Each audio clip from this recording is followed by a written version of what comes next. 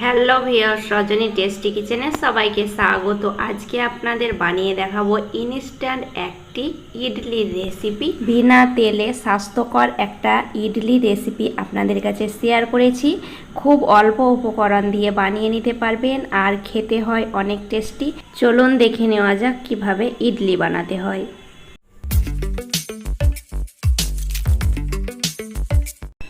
প্রথমে ইডলি বানানোর জন্য আমি এখানে নিয়েছি আধা কাপ পরিমাণে সুজিটাকে আমি ভাজিনি, কাঁচা সুজি দিয়ে ইডলিটা বানিয়ে নেব। আর গ্রামে হচ্ছে 125 গ্রাম। আর ওই কাপেরই আমি অর্ধেক নিয়েছি টক দই।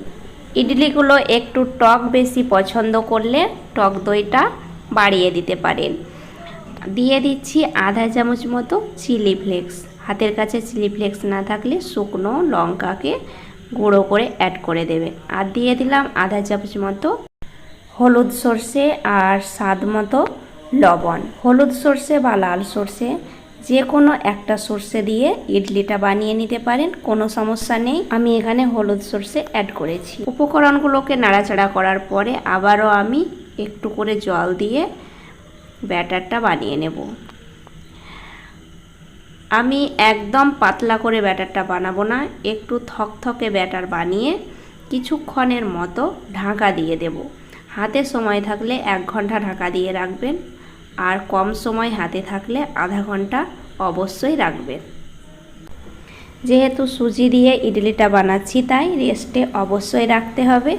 আমি 1 ঘন্টা পর ব্যাটারটাকে আবারও একটু নাড়াচাড়া করে দিচ্ছি। দেখুন, এই ব্যাটারের মধ্যে দিয়ে দিচ্ছি সবশেষে ইনো। আমি এখানে ছোট চামচের 1 চামচ মতো ইনো অ্যাড করব। আর 1 প্যাকেট ইনোর মধ্যে আমি অর্ধেক ইনো দিয়ে দিচ্ছি, আর অর্ধেকটা আমি সাইডে রেখে দিলাম। ইনোর পরিবর্তে আপনারা বেকিং পাউডার দিয়েও ইডলিগুলো বানিয়ে নিতে পারেন। দেখুন ব্যাটারের কনসিস্টেন্সিটা আমি পাশে রেখে দিচ্ছি। এরপরে আমি যে মোল্ডগুলোতে ইডলিটা বানাবো, আমি কাঁচের পাত্র নিয়েছি। এই কাঁচের পাত্রের মধ্যে ইডলি বানিয়ে নেব। আর একটা ছিদ্রযুক্ত থালা নিয়েছি। ছিদ্রযুক্ত হাতের কাছে থালা না থাকলে আপনারা প্লেন থালাতেও বাটিগুলো বসিয়ে ইডলিটা বানিয়ে নিতে পারেন। প্রতিটি বাটির মধ্যে আমি তেলটাকে ভালোভাবে ব্রাশ করে নিলাম, সহজেই ইডলিটা উঠে আসবে। ব্যাটারটা দেখেই বুঝতে পারছেন কতটা থকথকে বানিয়ে নিতে হবে। এরপরে আমি প্রতিটি বাটির মধ্যে 2 চামচ করে ব্যাটার দিয়ে দিচ্ছি। বাটিগুলো একদম ভর্তি করে ব্যাটার দেবেন না, ইডলিটা ফুলে গিয়ে বাটি ভর্তি হয়ে যাবে, তাই অর্ধেক করে ব্যাটারটা দেওয়ার চেষ্টা করবে।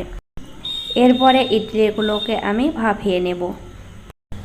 ইডলি ভাপানোর জন্য আমি একটা পাত্র বসিয়েছি, আর পাত্রের মধ্যে দিয়ে দিচ্ছি 1.5 কাপ পরিমাণে জল। জলটা ফুটে আসা পর্যন্ত অপেক্ষা করব। জলটা ভালোভাবে ফুটে গেছে। এ পর্যায়ে আমি থালাটাকে বসিয়ে দিলাম।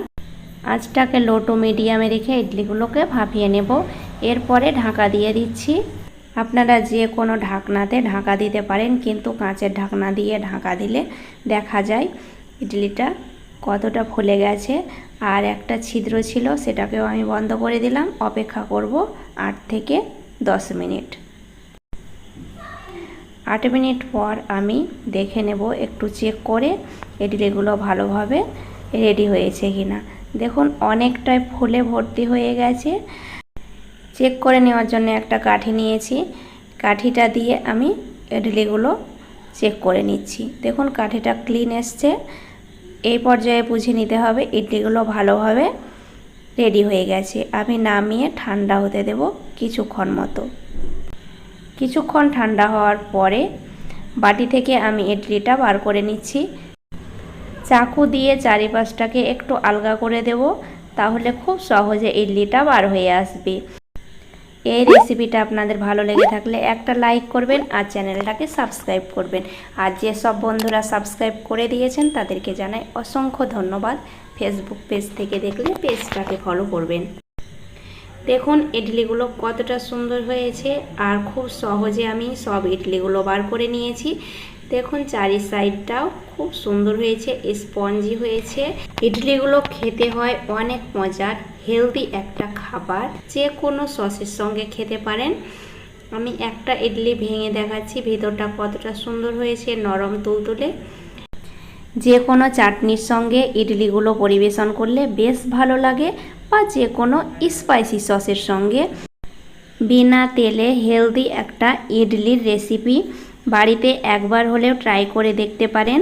আজ তাহলে এই পর্যন্তই, ধন্যবাদ।